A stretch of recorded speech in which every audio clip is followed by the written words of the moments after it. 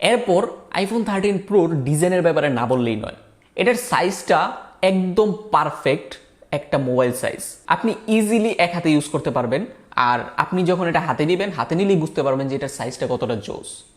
আপনার যদি বড় ফোন খুব বেশি পছন্দ না হয়ে থাকে, তাহলে এটার সাইজ নিয়ে আপনি অনেক বেশি হ্যাপি থাকবেন।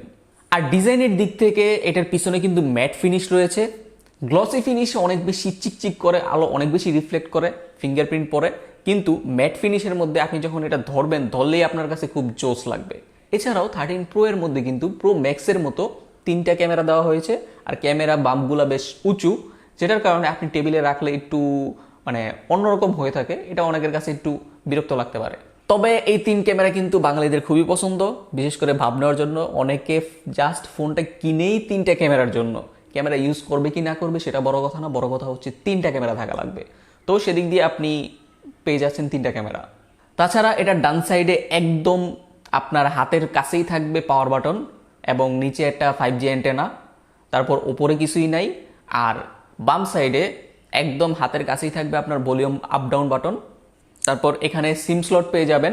আর আইফোন 13 প্রোর মধ্যে কিন্তু আপনি একটা ফিজিক্যাল সিম ইউজ করতে পারবেন আর একটা ই সিম।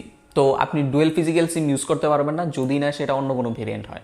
তারপর এটার মধ্যে অ্যাপেলের আগের যেই সাইলেন্ট বাটন আছে সেটা পেয়ে যাবেন, আর নিচে পেয়ে যাবেন মাইক্রোফোন এবং স্পিকার, আর সাথে লাইটনিং পোর্ট।